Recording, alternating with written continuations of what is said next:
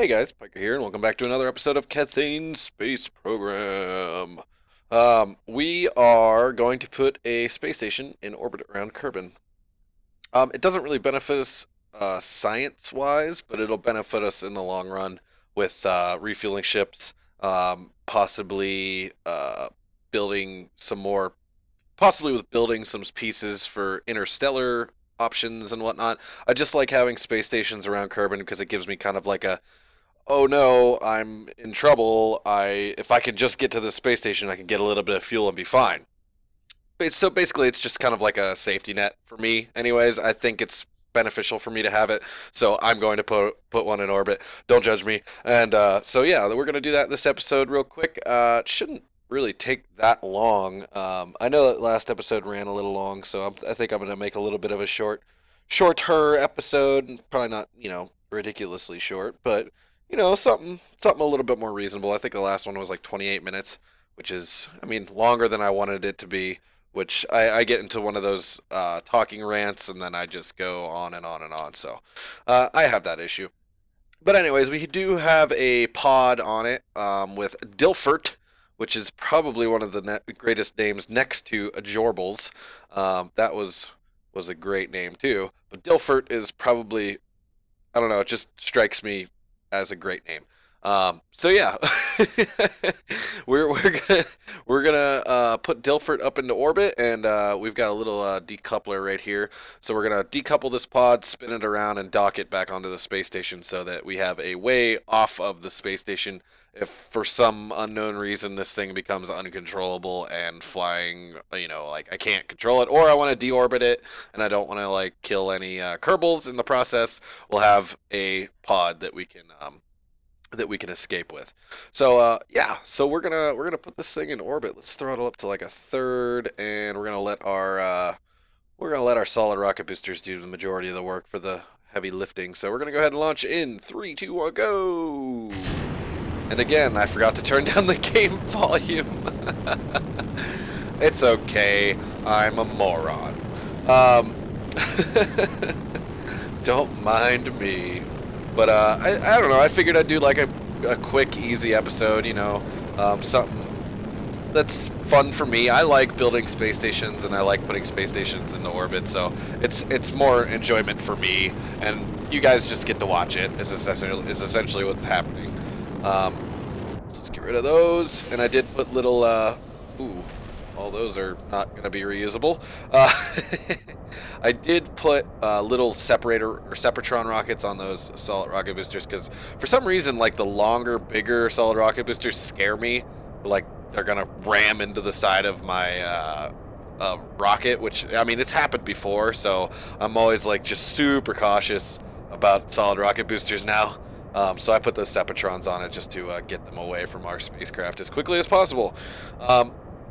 Also, just so you guys know that I am still doing the get out of the first layer of the atmosphere and tip over 45 degrees and burning, and it still seems to work even for the bigger spacecraft. So I mean, if you guys are serious, I doubt. I mean, I don't know if anybody does, but if you are having trouble getting into orbit with any kind of spacecraft that you're building, it seems to be like a general run-of-the-mill, nothing special, nothing. It's not fuel. It's not. What's the word I'm looking for? It's not fuel efficient to do it. So if you're trying to pack as light of a package on top of rockets, it's obvious it's not the most fuel efficient thing to do by like just getting up out of the first layer of the atmosphere and tipping over 45 degrees. It's not the most fuel efficient, but it's the easiest way that I've found that seems to like pretty much work for the majority of all the rocket designs that I personally build. So if you guys are having trouble getting into orbit, easiest way is get out of the first layer of the atmosphere, which is this little guy, this little light blue bar right here. Once you get out of that, I think it's like 12,000 meters, roughly 12 kilometers above the surface, roughly around that area. And then as soon as you get out of that first layer of atmosphere, tip over 45 degrees and just keep burning until you're at a comfortable height. And then once you're at that comfortable height, if you have any fuel left, hopefully you do, fast forward to your apoapse and burn completely horizontally to get up to orbital velocity. It seems to be, for me anyways, the easiest way without having to like think about it. I could do it and talk while I'm doing it and not have to worry, too much about too much about what's going on. It's just, it's a real simple, easy way to get into orbit. So there's that tip. I had another one too. I can't remember what it was. Oh, damn. I can't remember what it was. Hmm. Oh, I was going to rant. Since this obviously isn't, I mean, you guys seen me take things into orbit and put them into orbit all the time, but, oh, by the way, I put a bunch of lights on this one. Boo! All these new lights from B9, these little illuminators. I like these things a lot. They're really cool. Instead of having to put, like, spotlights like these guys on, I really like these little guys. They're like, they just kind of give it aesthetic, they make it look very nice. So, yeah, I put those new lights on. Yay! How much altitude do we got? So let's start kicking over a little bit further so we start getting more towards our horizontal velocity rather than our vertical velocity, because we're up about 64 kilometers above the surface, and 70 kilometers is pretty much the cutoff point for the atmosphere. So as soon as you get above 70,000 meters or 70 kilometers, you're pretty much in space, so you don't really have to worry about getting drugged back down into the atmosphere. So there's that. But yeah, I back to the rant that I wanted to have. Well, I didn't really want to have, but I figured it's something that I could talk to you guys about. I ordered a bunch of parts for my dirt bike, and I mean, like, I bought this dirt bike off of some kid that didn't take care of it at all, and it didn't really have anything wrong with it. It just, like, I put a little bit of a money into it to get it running and get it to something that I want to ride. So I put a little money into it. So I ordered parts for it, and they were supposed to be delivered today. And I was like, okay, cool. Like when I went to work this morning, I was like, sweet. Like I'll have a box of parts whenever I get home today. Where are we at here? We'll keep burning as much as actually we should probably throttle up the whole way. So I ordered the parts, and I was like, sweet, when I get home, I'll have parts for my bike that I'm going to put on when I'm off, which is, I think, in 2 days, or not tomorrow, but the next day, Friday, I'm off. So I was like, sweet, I'll be able to fix my bike on my next day off, and I get home, and the parts aren't out in front of my door, and I'm like, oh, no. Like, did it not come today? Oh, that's going to suck. Like, I wanted those parts. That would have been sweet, like, just so I have them, so whenever I do, when I am actually off from work, I can just, like, boop, and go straight working on my bike. I don't have to wait around or anything. I don't have to go buy parts or anything. So there was that, and I was like, sweet, I'll get home and whatnot, and so I get home, and it's not in my front door, and I'm like, shit, man, I hope that they came today. I mean, my girlfriend wasn't home all day, so I was like, okay, well, they must have not have come today. Sweet, we're in orbit. Hold on a second. Woo. We're going to get this guy up to about 120 kilometers. Let's do 125. Just because I like the number. Let's do RCS for the rest of it. There we go. 125 on the nose for the most part.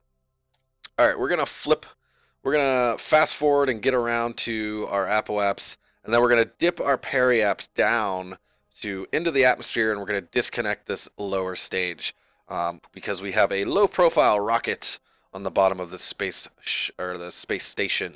So, if we do want to deorbit it, we can, as long as we have some kind of command module docked to it. So we're going to go ahead and point. Whoa, this thing's heavy and does not want to turn. So let's dip this. We're going to dip our periaps down to probably around 30,000 meters in that area. Make sure that it gets caught. Just play it safe and do 25. All right. So we got her down to 25. Let's decouple this stage. Man, there's so much fuel left in it. I feel bad for decoupling it and sending it back, but I guess we're good. We did pretty damn good on fuel. So let's get rid of that. And we got our little low profile engine right here, which I think is an awesome idea.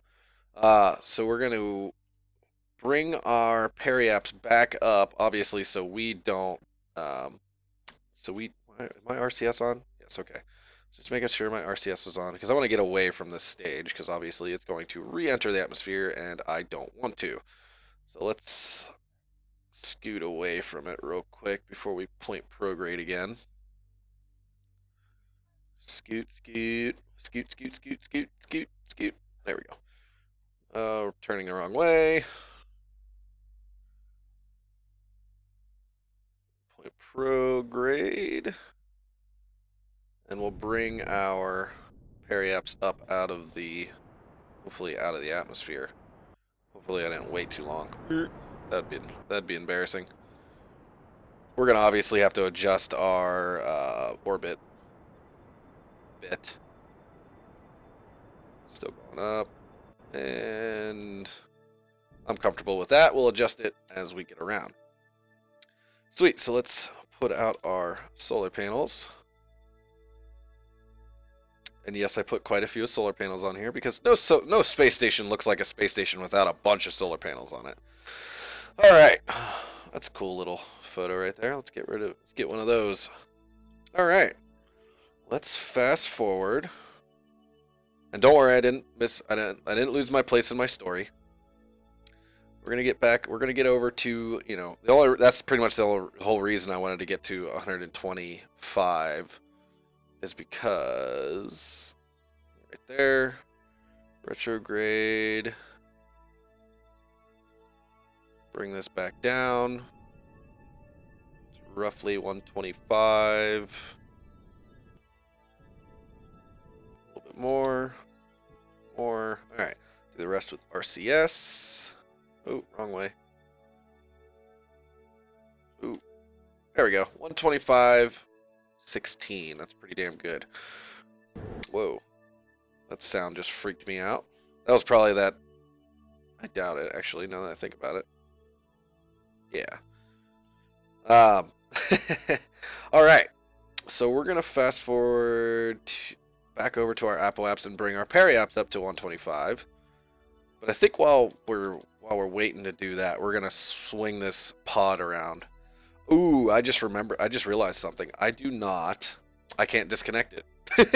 I don't have any RCS on it. Well, I mean, I can disconnect it and dick around with it for 15 minutes trying to dock it, but I'm going to just go ahead and leave it on there. And what we'll do is we'll fly up a maintenance pod and bring some RCS tanks. We'll bring like 2 RCS tanks to hook onto here and some RCS thrusters to hook onto here as well. That'll alleviate that problem, but we'll do that. I'll do that off camera or something sometime down the road. So we'll just get this guy into orbit, a nice pre-80 orbit, and then we'll call it for an episode because that's pretty much all I really had planned to do for this episode. I just kind of wanted to do a quick little episode and rant about some things and talk to you guys for a minute. There we go, and we're prograde. Let's bring this puppy up, and I'm gonna sneeze. Wait, go away, sneeze. All right, wait. Nope, it's not going away. Come on, Sneeze, help me out here. Trying to get this pretty damn close. I'm glad that I put that engine on the space station. I think that was a good idea on my part anyways. Okay, 124, 125. Let's fast forward. So now we can go times 100. 124, and then we'll go back around and bring our periaps back down. Or apoaps, whichever. I get them confused. Bring this puppy up. There we go. Perfect. Do the rest with the RCS. Fast forward again, and we'll adjust that.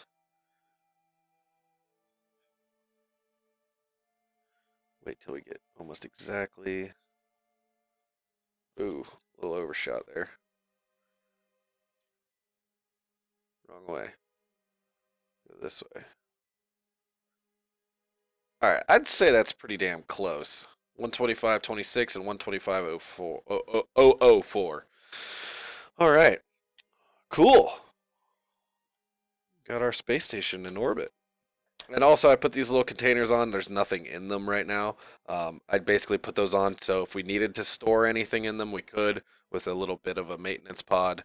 Nothing special. So we're going to flip this guy so it's pointed north, just so we have it so it doesn't move. It just kind of sits there and spins on its top or on its bottom, whichever you like. But anyways, my parts weren't out front of my house, so I was like, crap.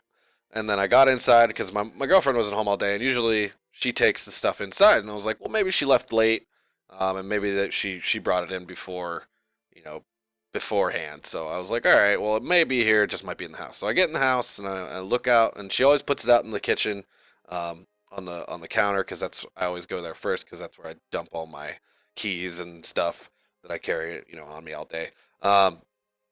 And I dumped all that stuff, and I'm like, all right, well, the box isn't out here, so where the hell is it? So I go to the living room, it's not the living room. I go to the bedroom, it's not the bedroom. Go in the closet, it's not the closet. I look behind the front door, it's not behind the front door. So I'm starting to freak out because I was like, well, where the hell is this? And I looked online, for my. I was like, all right, well, it's. I guess it's just not here yet. So I go out, and I look online, and I'm like, okay, so when's it gonna get delivered? Because obviously it wasn't delivered today. So I look online and it says delivered, set at front door, and I'm like, oh shit, somebody took my package. What the hell? Like what do they think's in it? Like I'm sure it's only gonna be like a little tiny box. Like it's not gonna be anything huge because it's just parts. It's just like screws and seals and washers and stuff like that. I was like, what the hell could they think it was? Like a cell phone or something? So I go outside and I'm panicking. I'm like, damn it, I wish somebody was here so they would have gotten it. Somebody took my package. I'm freaking out. I'm like, all right, I'm going to look outside again. So I go back outside and I look behind the bush that's out front of my door and whatnot. And I don't know if you guys have watched my series before, but I live in like a condo complex. I live in a one bedroom condo. And there's a bunch, I'm in a complex. It's basically an apartment complex, but with condos. And there's doors. There's two doors in groups of two, but they're offset from each other and far away. And I don't ever look in front of my neighbor's door to see if anything's in front of their door, because most of the time nobody's even at my neighbor's house. So I'm like, okay, all right, well, hopefully it's over there. And I walk outside and I go walk over to the neighbor's door, and there's a box there, and I'm like, okay, I hope this is mine. And I go and I look up and I'm like, wow, I look really creepy searching in front of my neighbor's house. This is gonna be bad if this isn't mine. Obviously, if anybody's watching, this is gonna be somehow this is gonna just turn awful. And I look and guess what? It was my package. I knew you guys. I'm almost sure that all you guys knew that was coming. But for a solid 15 to 20 minutes, I was full on panicking because they're OEM parts for my dirt bike, so they're not cheap. So I was freaking out. My heart was racing. I was like, what the hell do I do? Do I get a hold of UPS? But they said they already delivered it. They might be like, well, once it's delivered, it's not our problem, blah blah blah. And I was just freaking out. But anyways, got my package, and we got our space station into orbit. And next episode, we're probably gonna build a space station, or actually, we could build this same space station and take it out to the moon, because obviously we had enough fuel to do it. I think we have more than enough fuel to get this thing out to the moon. Obviously, I'm gonna put RCS things on our pod, but we could get a space station out to the moon and then fly a science lab module out to the space station at the moon and dock it to our space station, which I think is exactly what we're going to do. So I think that'll be next episode, guys. So thank you so much for watching. If you liked what you saw, please hit that like button. And if you haven't already, hit that subscribe button. And any comments, questions, horror stories of your own about packages being delivered, go ahead and leave those down in the comment section, and I will be sure to read them. So thank you again for watching, guys, and I will see you all next time.